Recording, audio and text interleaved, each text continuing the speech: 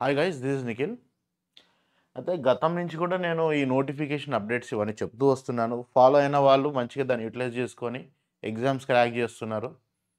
Follow కాని వాళ్ళు, దాన్ని అపనమ్మకం పెట్టుకున్న వాళ్ళు ప్రిపరేషన్‌ని డిలే చేసుకుంటా, ఇంకా ఇతరత్ర సోర్సెస్ రెఫర్ చేసుకుంటా, లేకపోతే నాన్ టెక్నికల్ థింగ్స్ వెనకాల పరిగెట్టుట. Non technical in the sense exam ప్రిపరేషన్‌కి యాక్చువల్‌గా కోర్ లెవెల్‌లో కావాల్సినటువంటి అంశాల మీద నువ్వు దృష్టి పెట్టడం, that is technicalities. What is non technical aspects of preparing for a competitive exam? Vacancies ఎన్నొస్తాయి? రిజర్వేషన్ ఎంతుంటది? నాకొస్తదా? ఎన్ని పోస్టులుంటాయి? This is all are non technical information. Notification వస్తది అనే ఒక విషయం క్లారిటీగా ఉంది. ఓ 50% క్లారిటీ ఉన్నా గూడా you have to start preparing. Syllabus ఏం సిలబస్ ఉంటది? ఈ సిలబస్‌లో ఎంత పోర్షన్ మీద నాకు గ్రిప్ ఉన్నది? ఎంత పోర్షన్ మీద నేను ఇంకా కమాండ్ తెచ్చుకోవాలి? ఎంత ప్రాక్టీస్ ఉంది? ఎన్నిటికి దాని దగ్గర నోట్స్ ఉన్నాయి? నోట్స్ కాకుండా సోర్సెస్ ఉన్నాయి. షార్ట్ నోట్స్ ఉన్నాయా? ఓకే. దీంట్లో ఈజీ కాన్సెప్ట్స్ ఏంటి? డిఫికల్ట్ కాన్సెప్ట్స్ అంటే ఎలా ఉంటాయి? ప్రాబ్లమ్స్‌లో ఎన్ని రకాలుగా ఉంటాయి? These all are the technical aspects అనమాట. అర్థమైందా? సో, దీని మీద మనం ఫోకస్ చేసుకుంటే రేపు నోటిఫికేషన్ యాక్చువల్‌గా వచ్చిన తర్వాత నువ్వు సక్సెస్ అవ్వడానికి ఛాన్సెస్ ఎక్కువగా ఉంటాయి. నేను మన టెలిగ్రామ్ ఛానెల్ ఉంది 'నిఖిల్ నాకు అప్డేట్స్' అని చెప్పేసి. నేను ఆల్మోస్ట్ యూట్యూబ్ కంటే ఫస్ట్ దీంట్లోనే పెడతాను. సో, ఇప్పటికి ఎవరైనా ఈ ఛానెల్‌లో జాయిన్ కాకపోతే జాయిన్ కండి. 10,700 మెంబర్స్ ఉన్నారు. ఆల్ నోటిఫికేషన్ అప్డేట్స్ కావచ్చు, సెక్టార్ రిలేటెడ్ అప్డేట్స్ కావచ్చు, వాటెవర్. సో, దాంట్లో నేను పెడుతూ వస్తున్నాను గానీ, కొంతమంది సాటిస్ఫై అవుతున్నారు, కొంతమంది సాటిస్ఫై కావట్లేదు. ఇప్పుడు చెప్తూ వస్తున్నాం ప్రతి కంపెనీ గురించి ఎంతెంత వేకెన్సీస్ ఉండొచ్చని చెప్పేసి. ఇప్పుడు నేను కొత్తగా ఇదొక ఇంటర్నల్ నోట్ ఒకటి నా దగ్గరకొచ్చింది. ఎన్‌పీడీసీఎల్‌లో ఉంది. సో, దానిది ఒకటి కూడా పెట్టాననమాట. పెట్టిన తర్వాత మళ్ళా రామాయణం మొత్తం విని రాముడికి సీత ఏమైతది అని అడిగినట్టుగానే ఉంటదంతా వ్యవహారం. ఎన్‌పీడీసీఎల్ ఓకే సార్, ఎస్‌పీడీసీఎల్ నేను ఆల్రెడీ ఎస్‌పీడీసీఎల్ గురించి కూడా చెప్పాను. ఎన్‌పీడీసీఎల్ గురించి కూడా నేను చెప్పినా నేను. ఓకే. సో, ఎస్‌పీడీసీఎల్ గురించి చెప్పాను. నేను ఆల్రెడీ పెట్టాను. నేను ఎప్పుడు పెట్టినాను ఆగస్ట్ 20కి ఒక పాయింట్ మెన్షన్ చేశాను. ఎస్‌పీడీసీఎల్‌లో నోటిఫికేషన్ పడతది. ఒకవేళ పడితే ఏఈలు ఎన్నుంటాయి, సబ్ ఇంజినీర్ ఎన్నుంటాయి, జేఓ, జేఎల్ఎం ఎన్నుంటాయి అని ఆల్రెడీ చెప్పిన. మళ్ళా ఇన్‌సెక్యూరిటీ. మీరు గతంలో నుంచి ఫాలో అవుతున్నారు. ఇప్పుడు కూడా ఫాలో అవుతున్నారని మీకు తెలుసు. నేను చెప్పిన వేకెన్సీస్ నంబరు ప్రీవియస్ జెన్‌కోనే తీసుకోండి. జెన్‌కో కూడా నేను చెప్పిన టైంలోనే నోటిఫికేషన్ యాక్చువల్‌గా రావడం జరిగింది. నేను చెప్పినన్ని వేకెన్సీస్ చెప్పింది. అంటే నేను చెప్తే నేనేం సీఎండీని కాదు. నేను చెప్తే వాళ్ళేదో నోటిఫికేషన్ ఇస్తారని కాదు. సెక్టార్ మీద అనుభవం ఉన్న వ్యక్తిలాగా ఆల్మోస్ట్ ఒక 7-10 ఇయర్స్ నుంచి నేను సెక్టార్‌ని అబ్జర్వ్ చేస్తున్నటువంటి పర్సన్‌ని నేను. నాకు 100% పాలిసీస్ ఎలా ఉంటాయి? ఏ విధమైనటువంటి డెసిషన్స్ తీసుకుంటారు? ఎలాంటి ప్రాబబిలిటీ ఉంటది ప్రాక్టికల్‌గా అడ్మినిస్ట్రేటివ్ పాయింట్ ఆఫ్ వ్యూలో అని తెలిసిన వ్యక్తిగా నేను దాన్ని చెప్తాను. అండ్ దాదాపుగా అదే ఫిగర్ దగ్గరలో మనకి అప్డేట్స్ కూడా నిజం రియల్ టైమ్‌లో కూడా జరుగుతా ఉన్నాయి. అదేవిధంగా ఎన్‌పీడీసీఎల్ గురించి కూడా నేను చాలా సందర్భాల్లో చెప్పాను నేను. ఎన్‌పీడీసీఎల్‌లో అన్నీ కూడా చాలా తక్కువ వేకెన్సీస్ ఉన్నాయి. అయితే ఎన్‌పీడీసీఎల్‌లో ఒక ఇంటర్నల్ నోట్ ఒకటి వాళ్ళు బోర్డ్‌కి సబ్మిట్ చేసుకున్నారనమాట. అంటే దీంట్లో చాలా ఇంట్రెస్టింగ్ థింగ్స్ మనకు తెలుస్తున్నాయి ఇప్పుడు. ఫస్ట్ ఆఫ్ ఆల్ ఎన్‌పీడీసీఎల్‌లో ఏవేవి వేకెన్సీస్ ఉన్నాయి, ఏవి ఇప్పుడు రేపు జాబ్ క్యాలెండర్ నోటిఫికేషన్‌లో ప్రపోజ్ చేస్తున్నారనేటిదంటే, ఏఈ ఎలక్ట్రికల్‌లో 11 పోస్టులు, ఏఈ సివిల్ వాళ్ళకి 7 పోస్టులు, సబ్ ఇంజినీర్‌గా 30 పోస్టులు, జూనియర్ లైన్‌మెన్ 22 2212 పోస్టులు. మొత్తం 2260 పోస్టులు ఓవరాల్‌గా అన్నీ కలుపుకొని ఎన్‌పీడీసీఎల్ నార్త్ జోన్ ఏదైతే ఉన్నదో దానిలో వచ్చేటువంటి వేకెన్సీస్ ఇవన్నమాట. అయితే ఇక్కడ వరకు ఓకే. ఇప్పుడు నెక్స్ట్ పారాగ్రాఫ్‌లు చూడండి. దీంట్లో చాలా ఇంట్రెస్టింగ్ థింగ్స్ ఉన్నాయి. దీని మీద చాలా మందికి డౌట్స్, అనుమానాలు వస్తున్నాయి. దాన్ని నేను క్లారిఫై చేస్తాను. So in this regard, during the discussions held at 29/8/2024 at TG Transco Vidyut Saudha, Hyderabad, it has been decided to conduct a common examination through CBT for both SPDCL and NPDCL for recruitment of above cadres. The process of conducting common test will be dealt by TG-SPDCL. In this regard, the board is competent to issue notification for recruitment and to authorize for conducting common examination. In view of the above, it is requested to accord approval for filling the above vacancies through the direct recruitment and to conduct a common exam through computer-based test by TG NPDCL for TG NPDCL also by TG SPDCL ఇది ఇంకా signed copy కాదు, office copy ఇది. SPDCL for TG NPDCL also. Okay, right. ఇప్పుడు దీంట్లో main issue వచ్చేసి మనకి common exam. ఇప్పుడు common exam అని అంటున్నారు. ఇప్పుడు ఈ కామన్ ఎగ్జామ్ అంటే ఏ విధంగా కండక్ట్ చేస్తారు, హౌ అనేది క్వశ్చన్. అండ్ నెక్స్ట్ ఇక్కడ మనము ఆలోచించాల్సినటువంటి ఇంకొక విషయం ఏంటంటే కూడా సిలబస్ నా ఇదివరకైతే ఎస్పీడీసీఎల్ కానీ ఎన్పీడీసీఎల్ ఏఈ ఎగ్జామ్లో మనకి ఏమి ఇచ్చారు, గేట్ సిలబస్ బేస్డ్ మీద సిలబస్ ఇవ్వడం జరిగింది. ఈసారి కూడా అదే గేట్ సిలబస్ కంటిన్యూ అవుతుంది అంటే నాకు కొంచెం అయితే పర్సనల్గా డౌట్ఫుల్గా అనిపిస్తుంది. ఏంటంటే ఇప్పుడు ప్రజెంట్ వచ్చినటువంటి ఇప్పుడు ఎస్పీడీసీఎల్, ఎందుకంటే మొత్తము ఎస్పీడీసీఎల్కి ఇచ్చారు కాబట్టి ఎస్పీడీసీఎల్ సిఎండి ప్రజెంట్ అతని స్టైల్ ఆఫ్ ఫంక్షనింగ్ ఎలా ఉందంటే ఏ ఆస్పెక్ట్ తీసుకున్నా కూడా రొటీన్గా పోతున్న పద్ధతి కాకుండా దాంట్లో ఏదో కొంచెం మార్పులు చేసి ఏదో కొద్దిగా ఇన్నోవేషన్ క్రియేట్ చేద్దాం అనే యాంగిల్లో పోతూ ఉన్నాడు ఆయన. సో వాళ్ళు ఆ యాంగిల్లో పోతున్నారని అంటే అతను ఆ సిఎండి గారి పర్సనల్ బ్యాక్గ్రౌండ్ తీసుకుంటే కూడా ఎస్పీడీసీఎల్ సిఎండి ముషరఫ్ ఐఏఎస్ ఎవరైతే ఉన్నారో he is also electrical engineering graduate. అర్థమైందా? He is a graduate of electrical engineering, IIT Madras ఎక్కడనో he is electrical engineering B Tech. And also అతను సివిల్ సర్వీసెస్ ఎగ్జామ్ క్రాక్ చేసింది కూడా యూజింగ్ ఎలక్ట్రికల్ ఇంజనీరింగ్ ఆప్షనలే. సో బేసిక్గా అతనికి ఎలక్ట్రికల్ ఇంజనీరింగ్ మీద పర్సనల్ టేస్ట్ కొద్దిగా ఉంది. అంటే అతని వ్యవహారం అతను జాయిన్ అయిన దగ్గర నుంచి ఆల్మోస్ట్ ఇప్పుడు 8 months అవుతుంది. ఈ ఫంక్షనింగ్ అంతా చూస్తే కూడా ఆ రకమైనటువంటి ఒక ఫీలింగ్ వస్తుంది. సో డెఫినెట్గా when going for recruitment also ప్రీవియస్గా ఏదైతే సిలబస్ ఇచ్చారో ప్రీవియస్ ఏ ప్యాటర్న్లో వచ్చిందో అదే ప్యాటర్న్లో ఆయన కంటిన్యూ అవుతారని నాకైతే పర్సనల్గా అనిపించట్లేదు. This is not official or something, ఇది నా పర్సనల్గా నాకున్నటువంటి ఫీలింగ్ నేను చెప్తా ఉన్నా. సో డెఫినెట్గా ఈ సిలబస్లో ఎంతో కొంత మార్పు వస్తుందేమో అని, అంటే ఇన్ వ్యూ ఆఫ్ ఆ సిఎండి గారిని దృష్టిలో పెట్టుకొని నాకున్నటువంటి ఆలోచన ఇలా అవ్వచ్చు అని నేను చెప్తా ఉన్నాను. సరే మరి ఒకవేళ మీరు అన్నట్టుగానే సిలబస్ చేంజ్ అవుతే ఏంది పరిస్థితి, ఎంత మేరకు చేంజ్ అవుతుంది, ఏమేమి చేంజ్ అవుతాయి అని అంటే, సిలబస్లో చేంజ్ అని అంటే ఫస్ట్ ఏది చేంజ్ కాదు అనే దాని మీద మనం ఆన్సర్ ఇచ్చుకోవాలి, అని దాని మీద ఆలోచించాలి. ఎలక్ట్రికల్ ఇంజనీరింగ్ బేస్డ్ ఎగ్జామ్స్ అన్నప్పుడు కొన్ని ఎలక్ట్రికల్ ఇంజనీరింగ్ కోర్ సబ్జెక్ట్స్ని మాత్రం ఎవ్వడు దాన్ని మిస్ చేయలేడు. ఏమున్న పెరిఫెరల్ సబ్జెక్ట్స్ అనేవి కొన్ని చేంజ్ అవ్వచ్చు, లేదంటే దానిపైన ఇంకొక సబ్జెక్ట్ 2 సబ్జెక్టులు యాడ్ కావచ్చు. ఆ కోర్ సబ్జెక్ట్స్ ఏమున్నాయి, ఆ కోర్ సబ్జెక్ట్స్ మీదనే మన దృష్టి అంతా ఉండాలి. ప్రజెంట్గా నోటిఫికేషన్ వచ్చి అఫీషియల్ సిలబస్ రిలీజ్ అయ్యేంత వరకు, ఏదైతే అక్టోబర్లో వస్తుందని అన్నారో జాబ్ క్యాలెండర్, అదంతా కూడా జాబ్ క్యాలెండర్ ప్రకారమే పోతా ఉంది. కాబట్టి వీ విల్ హోప్ అక్టోబర్లో నోటిఫికేషన్ వస్తుంది. ఇప్పుడు సెప్టెంబర్లో ఉన్నాం, ఇంకో నెల అయితే అక్టోబర్. సో ఈ నెలలో మనకి నోటిఫికేషన్ వస్తుంది నెక్స్ట్ మంత్. దీంట్లో ఇప్పటివరకు ఈ 1 month మనం ఏం చేయాలంటే కోర్ సబ్జెక్ట్స్ ఏవైతే ఉన్నాయో, ఏవైతే చేంజ్ కావు ఎట్టి పరిస్థితుల్లో, అలాంటి సబ్జెక్ట్స్ మీద మనము ఫోకస్ చేసుకోవాలి. ఫర్ ఎగ్జాంపుల్ లైక్ సర్క్యూట్స్ కావచ్చు, నెట్వర్క్ థియరీ సర్క్యూట్స్ కావచ్చు, ఆ తర్వాత పవర్ సిస్టమ్స్ కావచ్చు, లేదంటే మన మెషిన్స్ కావచ్చు. అర్థమైందా? మెషిన్స్ కావచ్చు. నెక్స్ట్ గ్రాడ్యుయేట్ లెవెల్లో మాట్లాడుకుంటే కంట్రోల్ సిస్టమ్స్ కూడా is a core subject. Next power electronics is a core subject. అర్థమైందా? ఈ 5 సబ్జెక్టులు దాదాపుగా మనకి కోర్ సబ్జెక్ట్స్ అనమాట. Next measuring instrument also very important. These all are the core subjects అనమాట. సో ఈ కోర్ సబ్జెక్ట్స్ మీద మీరు ఫోకస్ పెట్టండి. నాన్ కోర్ సబ్జెక్ట్స్ పైన వచ్చేటువంటి సూపర్ఫిషియల్ సబ్జెక్ట్స్ ఏమంటే లైక్ మ్యాథ్స్, ఇంజనీరింగ్ మ్యాథ్స్ ఒకటి, ఇవి నాన్ కోర్ సబ్జెక్ట్స్. ఇవి పీకేయడానికి ఆస్కారం ఎక్కువ ఉంటుంది ఎప్పుడైనా కానీ, వీటిని డిస్టర్బ్ చేయరు. ఒకవేళ సిలబస్ చేంజ్ అనే సబ్జెక్ట్ వస్తే కనుక మ్యాథ్స్ కావచ్చు, ఈఎంటీ కావచ్చు, లేదంటే ఈఎంఎఫ్ అంటాం, ఎలక్ట్రోమాగ్నెటిక్ థియరీ కావచ్చు, ఇది ఒకటి, సిగ్నల్స్ అండ్ సిస్టమ్స్, ఇలాంటి కొన్ని టాపిక్స్ మనకి చేంజ్ అవ్వడానికి ఎక్కువ మాత్రం స్కోప్ ఉంటుంది. ఎలక్ట్రానిక్స్, అనలాగ్ ఎలక్ట్రానిక్స్, డిజిటల్ ఎలక్ట్రానిక్స్లో కూడా కొద్దిగా సిలబస్ని రిస్ట్రిక్ట్ చేయడమో లేదంటే తీసేయటమో ఇలాంటి అవకాశాలు కూడా వస్తాయి మనకి. సో కోర్ ఆస్పెక్ట్స్ అనేటివి చేంజ్ కావు ఏ సిలబస్లో అయినా కానీ. సో మీరు సిలబస్ చేంజ్ అని స్ట్రెస్ చేసే వాళ్ళైతే సిలబస్ చేంజ్ అయినా చేంజ్ కాకపోయినా ఈ కోర్ సబ్జెక్ట్స్ అయితే చేంజ్ కావు. పేపర్ ఏ స్టాండర్డ్ వస్తుంది సార్ మరి చేంజ్ అయితే చేంజ్ కాకపోతేనంటే, పేపర్ స్టాండర్డ్, నువ్వు ప్రిపరేషన్ స్టేజ్లో ఉన్నావు, you never know what is the future. Question paper ఎట్లుంటుందో ఎవరికి తెలీదు. ఒక కోచింగ్ నడిపించే నేనైనా కానీ నాకు కూడా తెలియదు క్వశ్చన్ పేపర్ నేనైతే ప్రిపేర్ చేయను. You have to always prepare for the worst. So which is the best question paper, toughest question paper, gate exam కావచ్చు, లేదంటే ఐఏఎస్ ఎగ్జామ్ పేపర్ కావచ్చు, అలాంటి పేపర్స్ తీసుకొని ప్రిపేర్గా, వాటిని రెఫరెన్స్గా పెట్టుకొని ప్రిపేర్గా, తప్పేం లేదు. అర్థమైందా? సో ఇప్పుడు సిలబస్ ప్రిపరేషన్ సంబంధించినంత వరకు డౌట్స్ క్లారిఫై చేసినాను నేను భావిస్తున్నా. ఏదైనా డౌట్ ఉంటే కామెంట్లో పెట్టండి. నెక్స్ట్ కామన్ ఎగ్జామ్ గురించి మాట్లాడుకుందాం. కామన్ ఎగ్జామ్ అనేది is not a big thing అనమాట.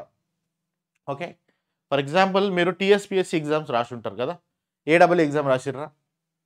రాస్తే టీఎస్పీఎస్సీలో ఇప్పుడు ఏడబ్ల్యూ నోటిఫికేషన్ వచ్చింది, అవునా? వచ్చినప్పుడు దాంట్లో మనకి ఎలక్ట్రికల్ వాళ్ళకి మల్టీ జోన్ 1, మల్టీ జోన్ 2 అని 2 రకాలుగా ఇచ్చారు. మల్టీ జోన్ 1లో ఏదో ఒక 100 వేకెన్సీస్ వచ్చినట్టున్నాయి, మల్టీ జోన్ 2లో ఒక 50 వేకెన్సీస్ వచ్చినట్టున్నాయి. ఓకే, ఫర్ ఎగ్జాంపుల్ ఎగ్జామ్ ఒకటే ఎగ్జామ్. నీకు మళ్ళీ ఫైనల్గా జిఆర్ఎల్ వచ్చినప్పుడు కూడా అంటే మల్టీ జోన్ 1, మల్టీ జోన్ 2 ఈ 2 వేకెన్సీస్ కలుపుకొని కామన్గా ఒకటే ఏడబ్ల్యూ ఎగ్జామ్ పెట్టినారు. అండ్ ఒకటే కామన్ జిఆర్ఎల్ వస్తుంది. ఈ జిఆర్ఎల్లో 1, 2, 3, 4, 5 ranks. First candidate multi zone 1 కావచ్చు, ఒకటి మల్టీ జోన్ 2 కావచ్చు, మళ్ళీ మల్టీ జోన్ 1 కావచ్చు, మల్టీ జోన్ 1 కావచ్చు, మల్టీ జోన్ 2 కావచ్చు. ఈ విధంగా ఆ ఎగ్జామ్లో ఒకటే సింగిల్గా కండక్ట్ చేసినటువంటి ఆ ఎగ్జామ్లో వచ్చినటువంటి ర్యాంక్స్ను బట్టి మనకి జిఆర్ఎల్ ప్రిపేర్ అవుతుంది.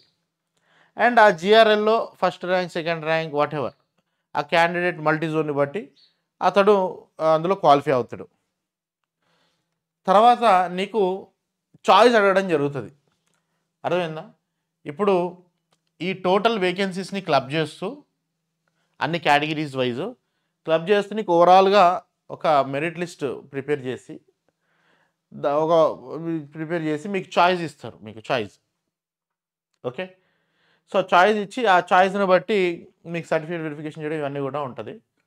సో చాయిస్ ఎలా ఉంటుందని అంటే ఇప్పుడు 5%, ఎవరు 5%, ఎవరు 95% అని అంటే ఎవరైతే ఇప్పుడు ఈ మల్టీ జోన్ 1 లేదంటే ఎన్పీడీసీఎల్ జోన్కి సంబంధించినటువంటి అభ్యర్థులు ఉంటారో, అర్థమైందా? ఈ ఎన్పీడీసీఎల్ లోకల్ క్యాండిడేట్ ఎవడైతే ఉంటాడో, for example let say first rank ఇప్పుడు మనం మన కామన్ ఎగ్జామ్లో ఎన్పీడీసీఎల్ క్యాండిడేట్ ఫస్ట్ ర్యాంక్ కొట్టిండని అనుకుందాం. ఓకే, సో ఇప్పుడు ఆప్షన్స్ అందరికీ ఇవ్వాలి. Maybe if this first rank వచ్చిన క్యాండిడేట్ అతనికి ఆప్షన్స్ ఇస్తారనమాట. ఎన్పీడీసీలో జాయిన్ అవుతావా, ఎస్పీడీసీలో జాయిన్ అవుతావా అని ఆప్షన్ ఇస్తారు. మేబీ ఎస్పీడీసీఎల్ అని పెట్టుంటాడు. ఓకే, ఎస్పీడీసీఎల్ అని పెట్టుంటాడు first option, second option NPDCL అని పెట్టిండు అనుకోండి. అంటే కొంతమంది ఎన్పీడీసీఎల్లో టాప్ వచ్చిన వాళ్ళు ఆప్షన్ ఇస్తే ఎస్పీడీసీఎల్ ప్రిఫర్ చేసేదానికి ఛాన్స్ ఉంది. ఎందుకంటే ఎస్పీడీసీఎల్లో హైదరాబాద్ ఉంది, సో హైదరాబాద్ లైఫ్ కావాలి, హైదరాబాద్కి షిఫ్ట్ అయిపోవాలి అని ఆలోచన ఉన్న వాళ్ళు అది ప్రిఫర్ చేయడానికి స్కోప్ ఉంటుంది కొద్దిగా. అయితే ఈ క్యాండిడేట్ ఎవరైతే ఉన్నాడో, ఇప్పుడు ఎస్పీడీసీఎల్లో 5% పోస్టులు ఉంటాయి, 95% పోస్టులు ఉంటాయి. ఎన్పీడీసీఎల్లో 5% వేకెన్సీస్ ఉంటాయి, దీంట్లో 95% వేకెన్సీస్ ఉంటాయి. ఓకే, సో సపోజ్ ఈ క్యాండిడేట్ ఎస్పీడీసీలో ఆప్ట్ చేస్తున్నాడు అనుకోండి, ఇతను ఆల్రెడీ ఫస్ట్ ర్యాంక్ మెరిట్లో ఉన్నాడు. సపోజ్ మెరిట్ అంటే ఎస్పీడీసీఎల్కి ఇతను నాన్ లోకల్ అంటే నాన్ లోకల్ క్యాండిడేట్స్ 5% కోటాలోనే కన్సిడర్ అవుతారు మెరిట్ ఉంటే. సో ఇతనికి మెరిట్ ఉన్నది, 5%లో వేకెన్సీస్ ఉంటే ఓసీలో కానీ అతని క్యాస్ట్ కానీ what ever he will be considered under 5% వచ్చేస్తుంది అతనికి. అర్థమైందా?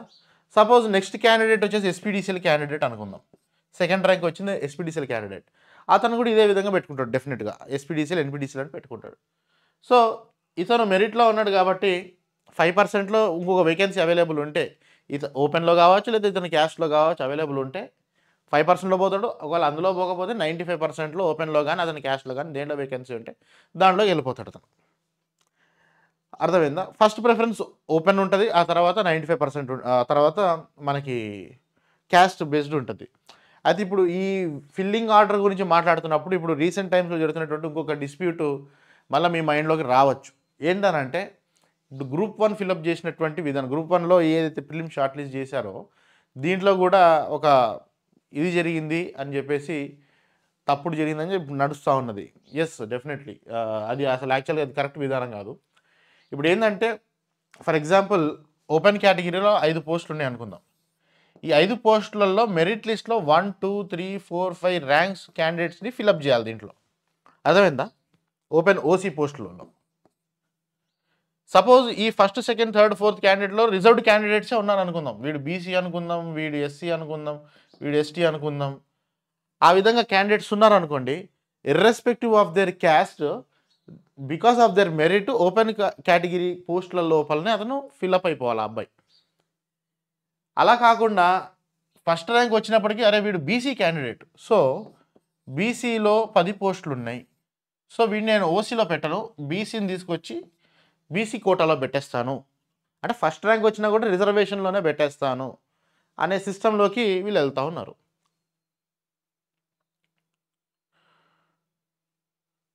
ఆ తర్వాత ఎస్సీ క్యాండిడేట్ సెకండ్ ర్యాంక్ వచ్చినా కూడా ఎస్సీ కోటాలో ఫర్ ఎగ్జాంపుల్ ఒక 6 పోస్టులు ఉన్నాయి అనుకుందాం, అతను తీసుకొచ్చి ఈ ఎస్సీ కోటాలో పెడతా ఉన్నారు. సో అట్లా టాపర్స్ అంతా రిజర్వ్డ్ కేటగిరీలో పోతూ ఉంటే అప్పుడు ఏమవుతుందనంటే ఆ తర్వాత అంటే క్యాస్ట్ వచ్చినోడిని ఫస్ట్ క్యాస్ట్లో నూకేస్తున్నాడు అని అంటే ఈ ఓసీ పోస్టులు అనేటివి ఓపెన్ వాళ్ళకి వెళ్ళిపోతున్నట్లు లెక్క. అర్థమవుతుందా? ఇది వరకు ఎలా ఉండేది, మెరిట్ వస్తే మెరిట్లో ఎవరుంటే వాళ్ళు, ఓపెన్ క్యాండిడేట్ అంటే open candidate, BC candidate, merit వస్తే 1 పోస్ట్ 1కి. అది అయిపోయిన తర్వాత మళ్ళీ కింద బీసీ ఎస్సీ ఎస్టీ క్యాండిడేట్స్ ఉన్నారు అనుకోండి, వాళ్ళ రిజర్వేషన్ కూడా వాళ్ళకి సపరేట్. సో ఓవరాల్గా ఏమవుతుందంటే ఈ బీసీ ఎస్సీ ఎస్టీ సంబంధించినటువంటి కమ్యూనిటీ క్యాండిడేట్స్ ఎక్కువగా సెలెక్ట్ అవ్వడానికి స్కోప్ ఉండేది యాజ్ కంపేర్ టు ఓసీ. ఇప్పుడు ఈ సిస్టమ్ చేయడం వల్ల ఏమైపోతుందనంటే ఓపెన్ క్యాండిడేట్స్ ఎక్కువగా రావడానికి స్కోప్ వస్తుంది, దీంట్లో వాళ్ళకి ఎక్కువ ఛాన్సెస్ వస్తూ ఉంది. బట్ యాజ్ పర్ కాన్స్టిట్యూషన్ కానీ మనకున్నటువంటి ప్రీవియస్ ప్రెసిడెంట్స్ కానీ వాస్ నాట్ దిస్ సిస్టమ్. ఓపెనే రిజర్వేషనే, ఓపెన్లో ఎవడొస్తే వానికి ఓపెన్ క్యాండిడేట్ రాని, ఓసీ క్యాండిడేట్ రాని, బీసీ క్యాండిడేట్ కానీ, ఎస్సీ క్యాండిడేట్ రాని, ఎవరు వచ్చినా కానీ ఓపెన్లో టాప్ తెచ్చుకుంటే టాపే.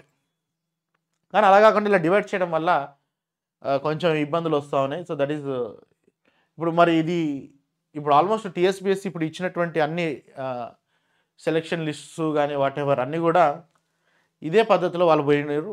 సో దాని మీద కూడా మరి నడుస్తూ ఉన్నది. రేపు మన ఎస్పీడీసీలు ఎన్పీడీసీలు ఏ విధంగా ఫిల్అప్ చేస్తారు సార్ అని అంటే దానికి నా దగ్గర ఇప్పుడు ఆన్సర్ లేదు. ఆ ఎగ్జామ్స్ అయిపోయిన తర్వాత వాళ్ళు ఫిల్అప్ చేసేటప్పుడు తెలుస్తుంది, ఒకవేళ ఇదే పద్ధతిలో పోతూ ఉంటాయి. Okay, leave that things aside, these things are aside. నువ్వు టాప్లో అంటే నీ జాబ్ గ్యారంటీ, అది గుర్తుపెట్టుకో. సో పాయింట్ ఏంటంటే ఈ కామన్ ఎగ్జామ్ ఏ విధంగా వర్క్ అవుద్దంటే 2 ఎన్పీడీసీఎల్ జోన్, ఎస్పీడీసీఎల్ జోన్కి సంబంధించి ఒకటే కామన్ ఎగ్జామ్ ఉంటుంది, ఒకటే కామన్ మెరిట్ లిస్ట్ వస్తుంది. ఓకే, అండ్ క్యాండిడేట్స్కి ఆప్షన్ అడగడం జరుగుతుంది. మేబీ నువ్వు అప్లికేషన్ చేసుకునేటప్పుడే నీకు ఆప్షన్ అడుగుతారు, first preference, second preference. Suppose నువ్వు ఫస్ట్ ప్రిఫరెన్స్ ఫర్ ఎగ్జాంపుల్ నువ్వు ఎస్పీడీసీఎల్ లోకల్ క్యాండిడేట్వి, నువ్వు ఫస్ట్ ప్రిఫరెన్స్ ఎన్పీడీసీఎల్ అని పెట్టినావు. సో నీకు మెరిట్ లిస్ట్ నువ్వు ఫస్ట్ ప్రిఫరెన్స్ ఎన్పీడీసీఎల్లో పెట్టినావు కాబట్టి ఆ ఫస్ట్ ప్రిఫరెన్స్లో నువ్వు ఒకవేళ పడితే అంటే ఆ 5%, ఎందుకంటే నువ్వు ఎన్పీడీసీఎల్కి నువ్వు 5% క్యాండిడేట్వే, ఆ 5%లో నీకు ఏదైనా వేకెన్సీ ఉంటే వస్తుంది, లేకపోతే రాదు. తర్వాత సెకండ్ లిస్ట్ ఆపరేట్ అవుతుంది మళ్ళీ, ఐ మీన్ నీ సెకండ్ ప్రిఫరెన్స్ ప్రకారం ఆపరేషన్ జరుగుతుంది. సెకండ్ ప్రిఫరెన్స్ ఎట్లాగో నువ్వు లోకల్ క్యాండిడేట్ ఎస్పీడీసీలు కాబట్టి దాంట్లో వేకెన్సీ ఉంటే దాంట్లో పడుతుంది నీకు జాబ్. అర్థమవుతుందా?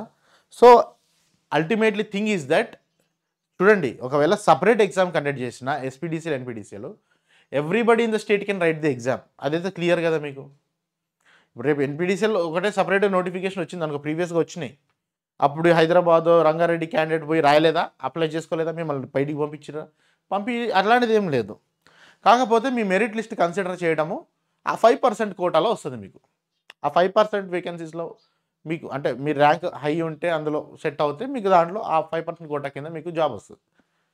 ఇప్పుడు కూడా అదే సేమ్ థింగ్, 2 సపరేట్ ఎగ్జామ్లు పెట్టకుండా సింగిల్ ఎగ్జామ్ పెడుతున్నారు. దానివల్ల ఏమవుతుంది అని అంటే అండ్ మళ్ళీ బ్యాక్లాగ్ ఇష్యూస్ దీంట్లో రావు.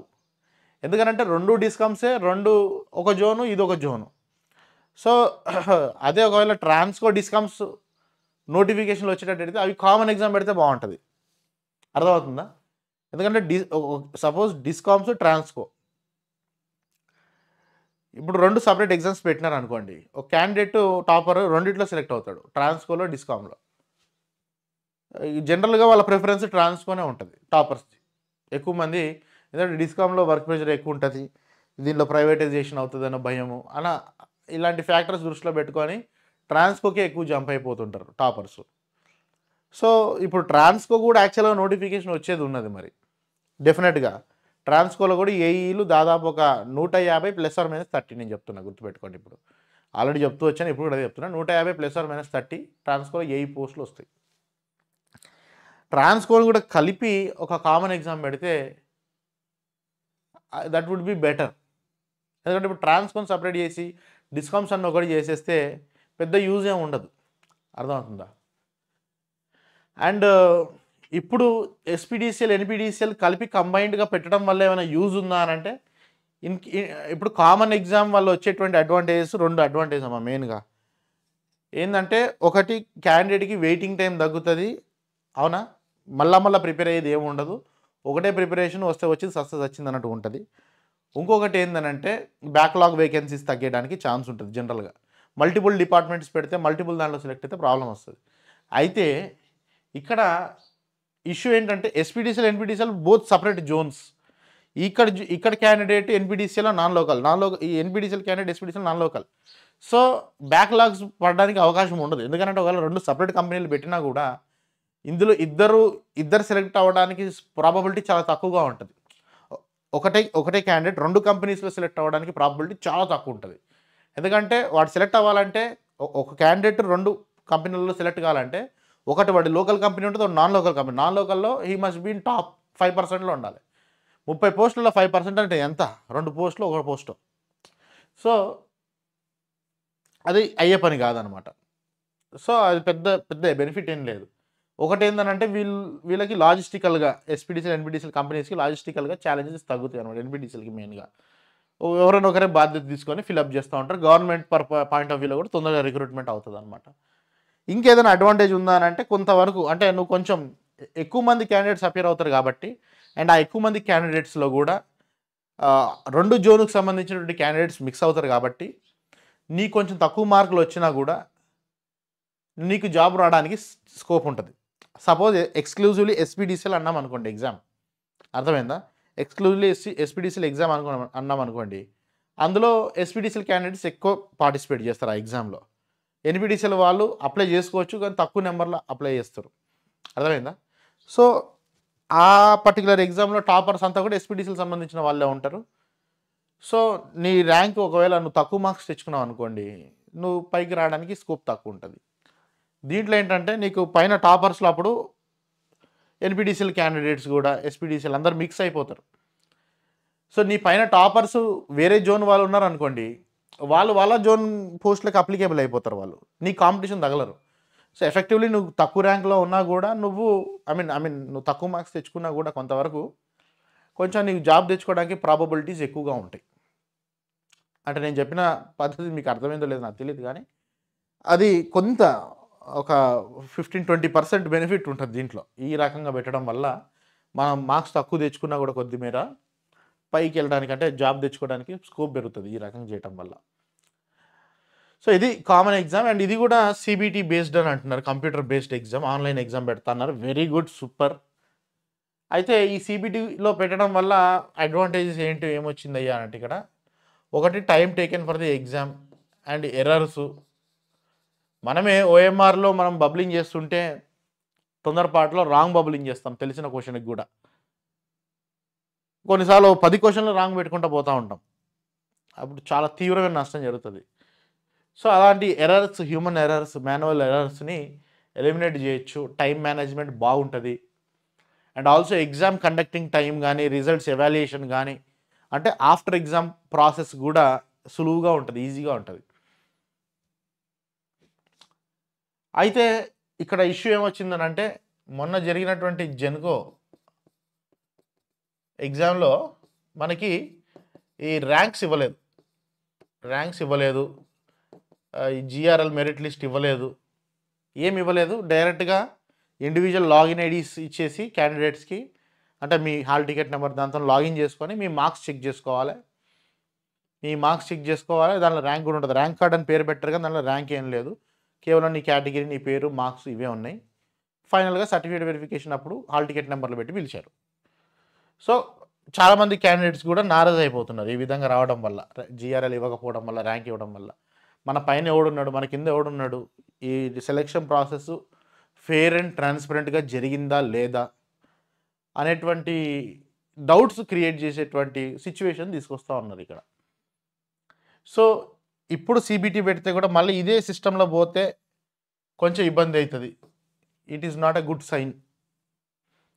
సపోజ్ వాళ్ళు ఒకవేళ జెన్యున్గానే చేపడుతుండొచ్చు, కానీ ఈ విధంగా పెట్టకపోవడం వల్ల లేనిపోని డౌట్స్ క్రియేట్ అవుతాయి. సో కంపెనీస్ ఇట్లా ఎగ్జామ్ కండక్ట్ చేసేటప్పుడు డెఫినెట్లీ దే మస్ట్ అంటే give preference to release the ranks GRL కానీ వాట్ ఎవర్. ఎందుకంటే ఫర్ ఎగ్జాంపుల్ ఏడబ్ల్యూది కూడా సిబిటీ బేస్డ్ ఎగ్జామ్ అయింది, అయినప్పటికీ దానికి జిఆర్ఎల్ ర్యాంక్ లిస్ట్ అన్ని ఇచ్చారు, కానీ ఇందులో ఇవ్వలేదు. సో ఇది ఇచ్చే ఉద్దేశంలో లేరు అని నాకు ముందే అప్పట్లో నాకు ఐడియా తెలిసింది. సేమ్ థింగ్ కొంతమంది క్యాండిడేట్స్ నాకు కాల్ చేసినప్పుడు నేను చెప్పాను, ఈ జిఆర్ఎల్ ఏమి ఇవ్వరమ్మా, మీకు ఇండివిజువల్ లాగిన్ చేసుకొని మీ ర్యాంకు మీ మార్క్స్ మీరు చూసుకునేది ఉంటుంది, పబ్లిక్లో డిస్ప్లే చేయరట అని అన్నాను. వాళ్ళు నాతో గొడవ పెట్టుకున్నారు, జనక ఆఫీస్ పోతే వాళ్ళు పెడతామమ్మా బయట మేము డిస్ప్లే చేస్తామమ్మా అని అన్నారట. అది పట్టుకొని వచ్చి నాతో లొల్లి పెట్టుకున్నారు కొంతమంది క్యాండిడేట్స్. ఫైనల్ నేను చెప్పిందే జరిగింది ఈ విధంగా. సో ఆ రకంగా నడుస్తూ ఉన్నది. సో దిస్ ఈజ్ అబౌట్ ఇవి మన కామన్ ఎగ్జామ్ కానీ ఇవన్నీ కూడా. సో కామన్ ఎగ్జామ్ జరుగుతుంది పక్కా అంటే ఎస్, ఇవన్నీ చూస్తూ ఉంటే డెఫినెట్గా 99% chance is there for common exam for SPDCL NPDCL అని మెన్షన్ చేసినారు ఇక్కడ. మరి ట్రాన్స్కో సపరేట్ ఎగ్జామ్ అవుతుందా అనేటువంటి డౌట్ వస్తూ ఉంది ఇప్పుడు ఇది చూస్తూ ఉంటే. ఎందుకంటే ఒకవేళ పెడితే దీంట్లో ఈ నోట్లోనే మెన్షన్ చేసుకోవాలి ట్రాన్స్కో అని కూడా. ఇప్పుడు ట్రాన్స్కో సపరేట్ ఎగ్జామ్ పెట్టేస్తే అది పెద్ద లొల్లి అవుతుంది ఇప్పుడు మనకి, ఎందుకంటే బ్యాక్లాగ్ వేకెన్సీస్ ఇష్యూ ఏర్పడుతుంది. ఇప్పుడు ఎస్పీడీసీఎల్ ఎన్పీడీసీఎల్లో ఈ కామన్ ఎగ్జామ్లో 10 మంది క్యాండిడేట్స్ 20 మంది క్యాండిడేట్స్ సెలెక్ట్ అయ్యారు అనుకో, ఆ క్యాండిడేట్స్ ఈ ట్రాన్స్కోలో కూడా సెలెక్ట్ అయ్యారు అనుకో, వీళ్ళు దాదాపుగా ట్రాన్స్కోకి షిఫ్ట్ అయ్యేటువంటి ఛాన్సెస్ ఉంటాయి. 50% అబోవ్ సెలెక్ట్ అయిన వాళ్ళు. డిస్కామ్స్ చాలా తక్కువ మంది ప్రిఫరెన్స్ చేస్తారు వర్క్ లోడ్ కానీ ఈ దీని దృష్ట్యా, ప్రైవేటైజేషన్ అనేటువంటి ఆస్పెక్ట్స్ దృష్ట్యా.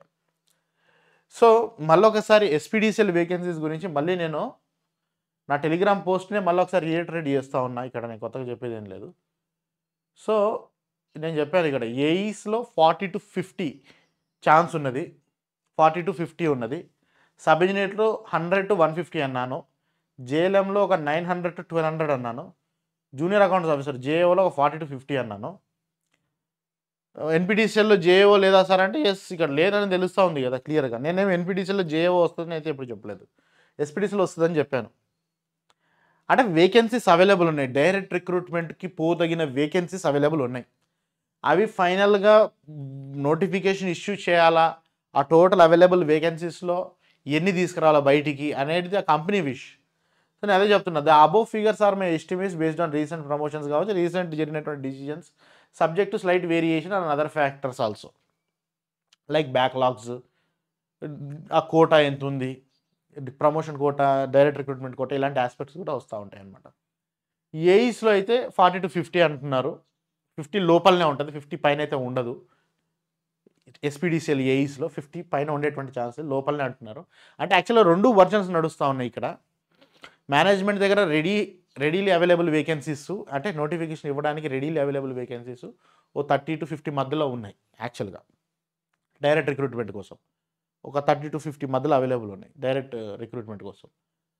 అయితే ఏఈస్ అసోసియేషను వేకెన్సీస్ పెంచాలి, ఒక 100 అబవ్ పోవాలి అని మేనేజ్మెంట్కి రిప్రజెంట్ చేయడం కానీ ప్రెజరైజ్ చేయడం కానీ అదొక పర్ష్యూన్స్ నడుస్తూ ఉందని ఒక ఇన్ఫర్మేషన్. అంటే ఏదైతే ఈ 40-50 అని నేను ఫిగర్ ఇచ్చానో, ఇంకొక ఆల్టర్నేట్ ప్రయత్నం ఏం జరుగుతుందంటే ఏఈస్ అసోసియేషన్ నుంచి 100 to 110, 120 ఆ రేంజ్లో, 100 to 120 రేంజ్లో ఎస్పీడీసీఎల్ ఏఈ పోస్టులు వేయాలి అనేటువంటి ఒక పర్షన్స్ నడుస్తూ ఉంది. ఇది కూడా మీకు గమనించండి. సార్ నువ్వు 40 to 50 అన్నో రేపు 100 వచ్చినాయని అంటే ఆ పాయింట్ కూడా నేను మెన్షన్ చేస్తున్నా. సబ్ ఇంజనీర్లో వచ్చేసి 100 to 150 అని అన్నాను.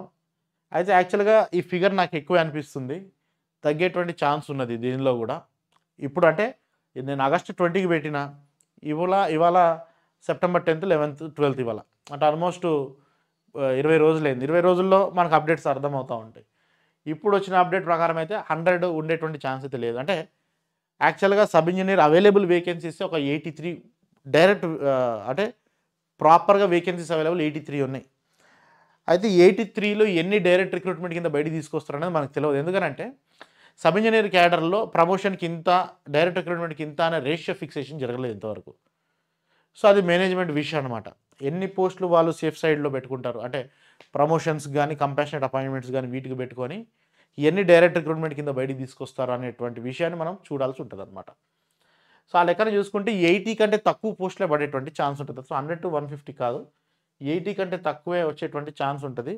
సో ఈ పాయింట్ గమనించండి. జేఎల్ఎం వచ్చేసి 900 to 1200 వరకు ఛాన్స్ ఉంటుంది.